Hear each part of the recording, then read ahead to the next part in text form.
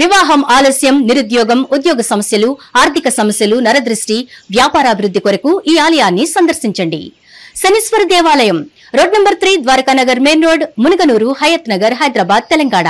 Phone number 9393584460. Shanishwara అనుగ్రహ ఫల సిద్ధ్యార్థం ఆలయాన్ని సందర్శించి సకల దోషముల నుండి విముక్తి పొందగలరు.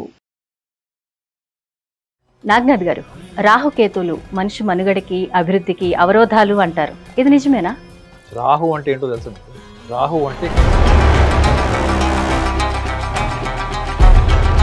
కేతు అంటే కలియుగానికి. నాగనాథ్ గారు, రాహుకేతులు సంతాన ప్రాప్తి లేకుండా చేస్తాయి అంటారు. నిజమేనా? రాహుకేతువులు దేనికి సిగ్నిఫికెన్స్ అంటే మనిషిలో ఉన్నటువంటి. నాగనాథ్ గారు, ఇప్పుడు రాహుకేతుల ప్రభావం వల్లే పొలిటికల్ అండ్ ఫైనాన్షియల్ స్కామ్స్ జరుగుతాయి అంటారు. ఇది ఎంతవరకు నిజమంటారు? దుర్మార్గపు ఆలోచనలు, కాన్స్పిరసీస్, చీటింగ్, ఇవన్నీ కూడా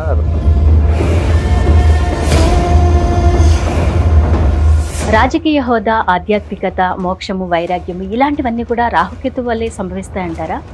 అనుభవం ఉన్న ఏ జ్యోతిష్యుడని అడుగు, కానీ రాహుకేతువుల యొక్క ప్రభావం మనిషి జీవితంలో. కేతువు వల్ల ఏంటంటే అదే వ్యవహార శైలిని అధిగమించలేక, గెలవలేక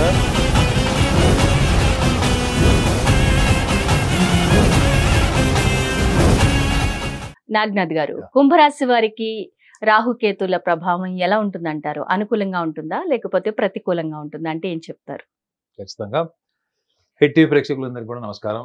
హర్షిణి గారు, కుంభరాశి వాళ్ళకి లగ్నం అంటే చంద్రలగ్న రాశి సప్తమ భావాల్లో రాహుకేతువులు ఇద్దరు సంచరిస్తున్నారు ఇప్పుడు.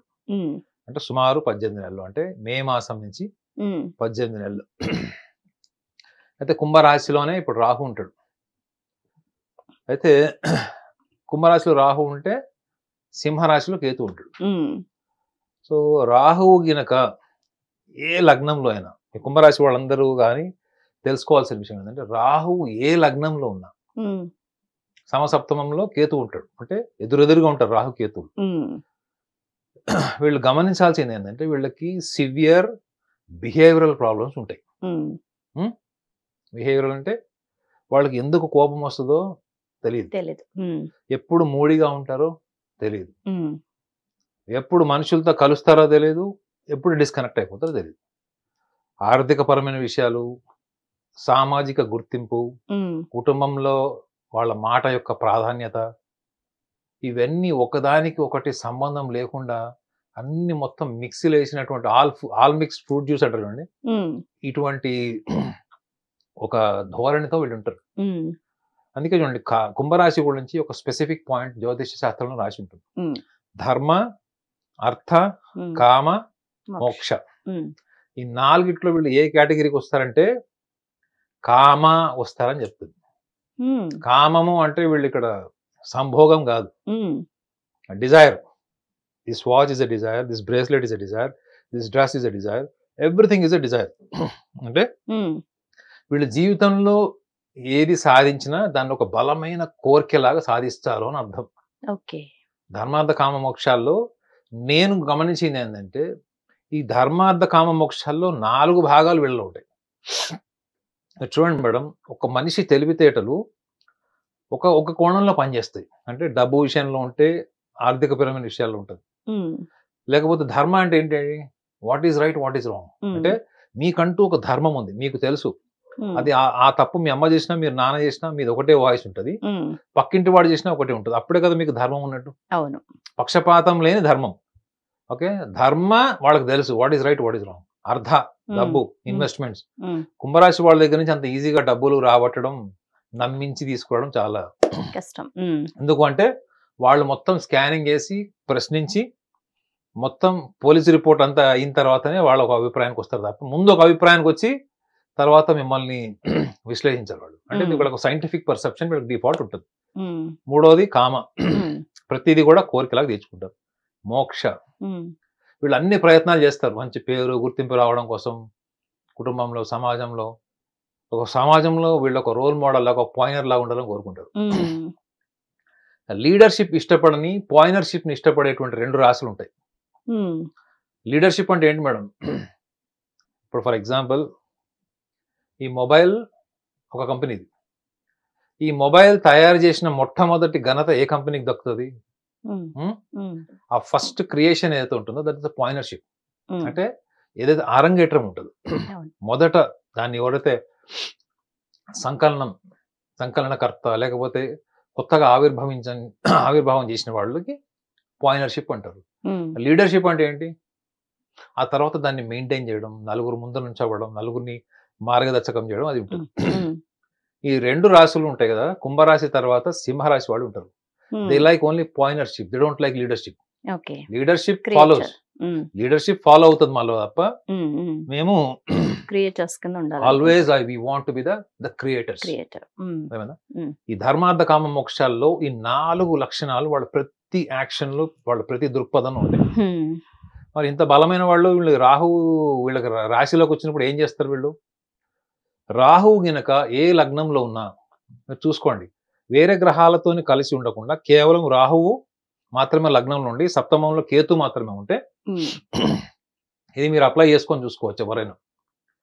వీళ్ళకి ముక్కుసూటిగా మాట్లాడి శత్రువుని కొని తెచ్చుకునేటువంటి లక్షణం ఒకటి ఉంటుంది. రెండోది, వీళ్ళు ఆచరణకు సాధ్యం కానటువంటి కళలు, ఆచరణకు సాధ్యం కానటువంటి జీవన విధానము. రెండోది, భాగస్వామ్యాలకు సంబంధించింది, లైఫ్ పార్ట్నర్స్కి సంబంధించింది. లైఫ్ పార్ట్నర్స్కి సంబంధించిన విషయాల్లో కూడా పరిస్థితులు ఎంత విషమించిపోయి విడిపోతున్నారు అనుకున్నా కానీ వీళ్ళ వైఖరి వీళ్ళు మార్చుకోరు. అక్కడ కూడా వీళ్ళు ఏం మాట్లాడతారు? ధర్మార్థ కామ మోక్షాల్లో ధర్మం మాట్లాడతారు. నువ్వు రైట్, నువ్వు రాంగ్, నేను అది చేయలేదు, ఇది చేశాను. సో ఒక లాయర్ కోర్టులో ఆ వాదన ఉంటుంది చూడండి, అట్లుంటది. అంటే అర్థం ఏంటది? చూడడానికి ఎట్లా కనిపిస్తుంది?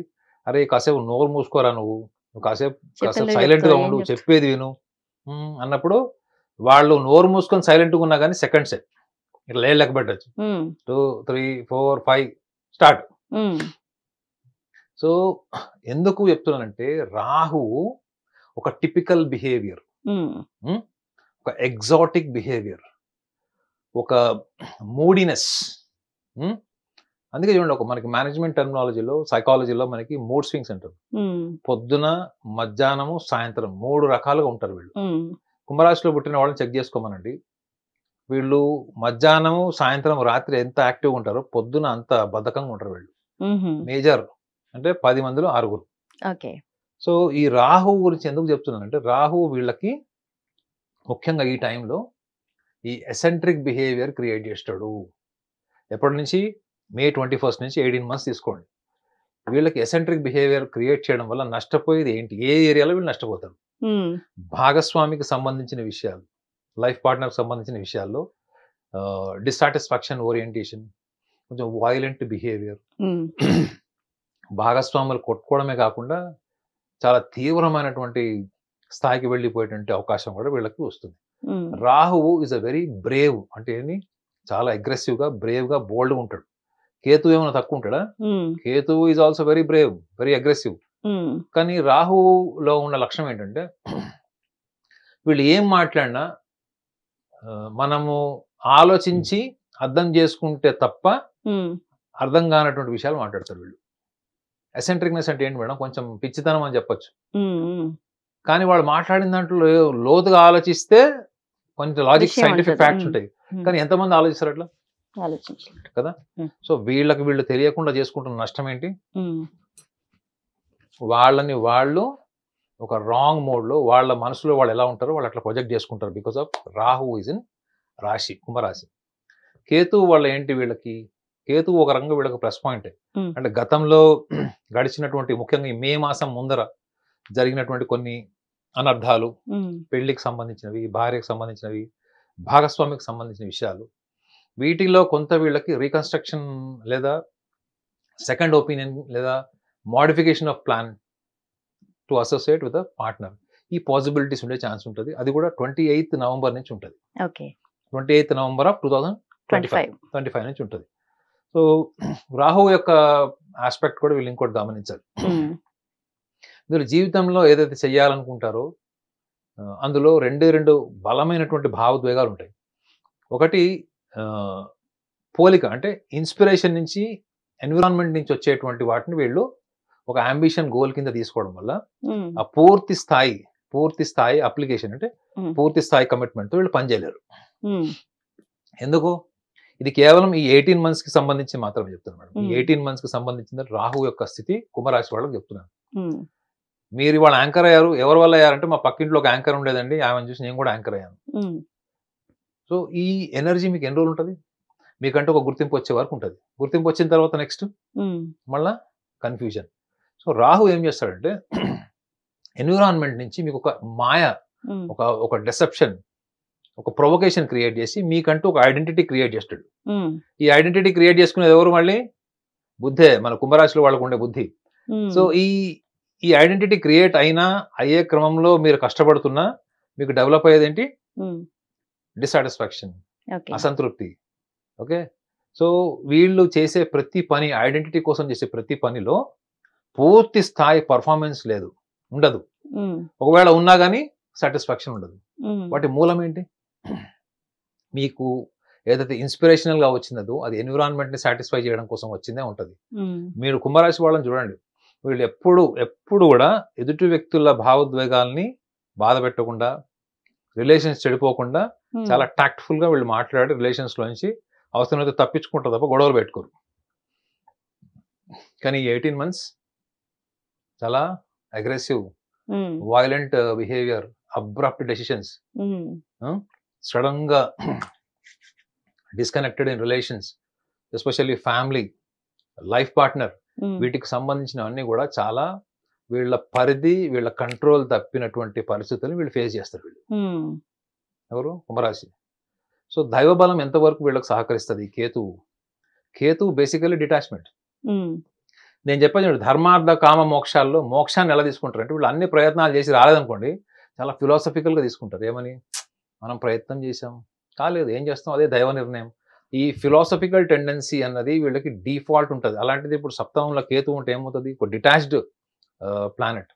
వైరాగ్యము, మోక్షము, వీటిని ప్రేరేపించేటువంటి లక్షణాలు ఉన్నటువంటి గ్రహము కేతు గ్రహం. ఈ కేతువుకి ఇంకొక లక్షణం ఏంటంటే, కేతువు ఎప్పుడు కూడా ఒంటరిగా ఉండడానికి, ఓపెన్ ప్లేస్ లో, ఎంటీ స్పేస్ లో ఉండడానికి ఇష్టపడేటువంటి గ్రహం అని జ్యోతిష్యంలో ఉంటుంది. కుంభరాశి వాళ్ళకి ఏంటి? వీళ్ళు స్వతహాగా చాలా ఇండిపెండెంట్, ఎవరితో పూర్తిగా కలవరు, వీళ్ళు పూర్తిగా సరెండర్ గారు, వాళ్ళ ఈగోకి విరుద్ధం అది. సో అలాంటప్పుడు కేతువు కూడా 7th house లో ఉంటే ఏమవుతుంది? Already delayed marriage people, 36 years వచ్చినాయి, 33 years వచ్చినాయి, 38 years వచ్చినాయి, వీళ్ళకి మ్యారేజ్ కావట్లేదు అనుకున్న వాళ్ళకి ఏమవుతుంది? They may lose interest from marriage. Okay, అది ఎప్పటి వరకు? ఈ 18 నెలలు ఇవన్నీ మీరు చెక్ చేసుకోండి, ఇవన్నీ జరుగుతాయి వీళ్ళకి. At the same time already marriage అయ్యి డిస్ప్యూట్స్ లో ఉన్నారు, లేకపోతే ఒక కంటెంట్మెంట్ లేదు మ్యారేజ్ లైఫ్ లో, ఏం చేస్తారు వాళ్ళు? మనం కొత్తగా ఇంకా రీఎస్టాబ్లిష్ ఎట్లా చేద్దాం, ఇంకా ఎట్లా మనం రిలేషన్స్ డెవలప్ చేసుకుందాం అని ఆలోచిస్తారా? సపరేట్. అర్థమైందా? సో ఎందుకు? కేంద్ర భావం అంటే లగ్న సప్తమ భావాలకు సంబంధించినటువంటిది ఈ రాహుకేతుల ప్లేస్మెంట్ ఉండడం వల్ల. సో వీళ్ళకి ఎంత అటాచ్మెంట్ వీళ్ళకైతే ఉంటుందో అదే అటాచ్మెంట్ నుంచి వీళ్ళకి ఒక డిస్సాటిస్ఫాక్షన్ క్రియేట్ అవుతుంది. ఏ విషయంలో అవుతుంది? In terms of understanding themselves, their thoughts, their emotions, and at the same time towards the life partner. Life partner అంటే మీరు కేవలం భాగస్వామి, భార్యాభర్తలు అనుకోవాల్సిన అవసరం లేదు.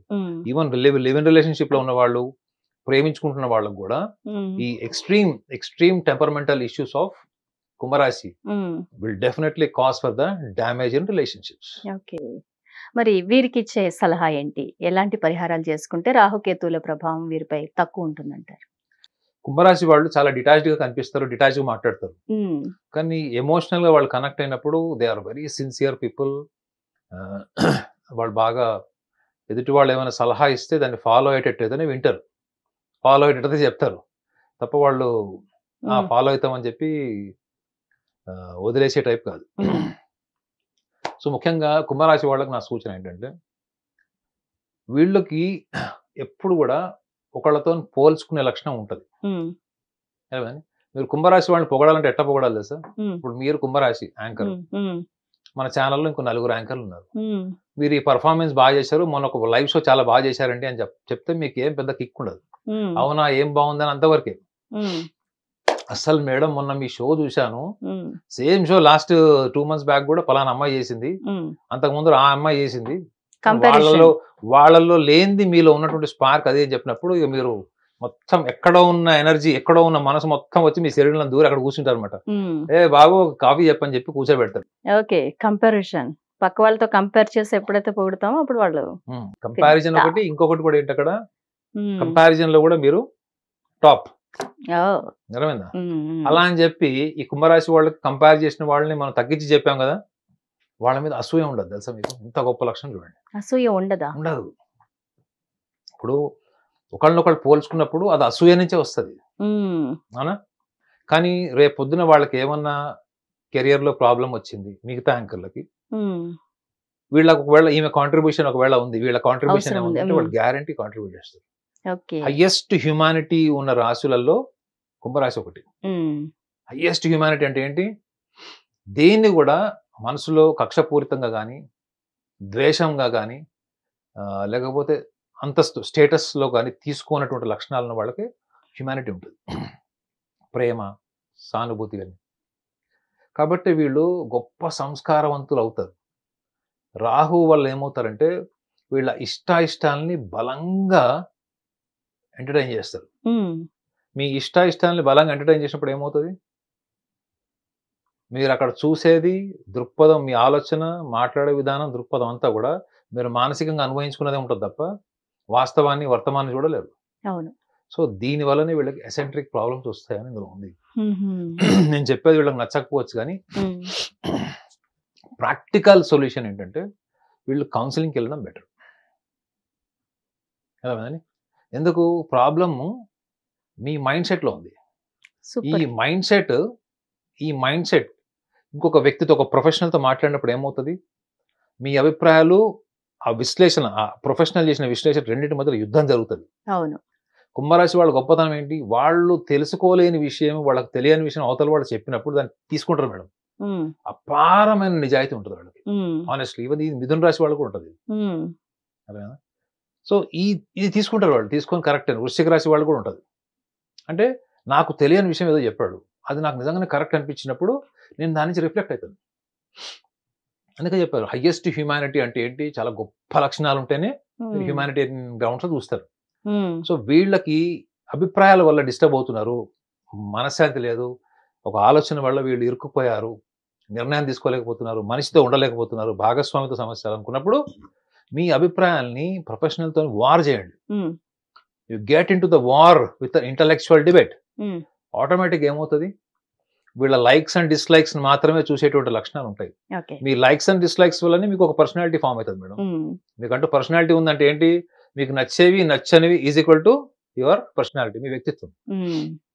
కొత్త ఆలోచనలు రానే, కొత్త ఆలోచనలు వచ్చినాయి, కొత్త ఇన్స్పిరేషనల్ వచ్చిన థాట్స్ వచ్చినాయి. సో దానివల్ల ఏమైపోతుంది? ఉన్న స్టేజ్ నుంచి మీరు బెటర్ స్టేజ్కి వచ్చారా లేదా, ఆటోమేటిక్గా మీ దృక్పథం, మీ నిర్ణయం మారుతుంది. సో రాహు యొక్క తీవ్ర ప్రభావాన్ని, మాయలోంచి మీరు బయటకు వచ్చినట్టు లేదు. థ్యాంక్ యూ వెరీ మచ్ అండి నాగనాథ్ గారు, చాలా చక్కగా వివరించారు.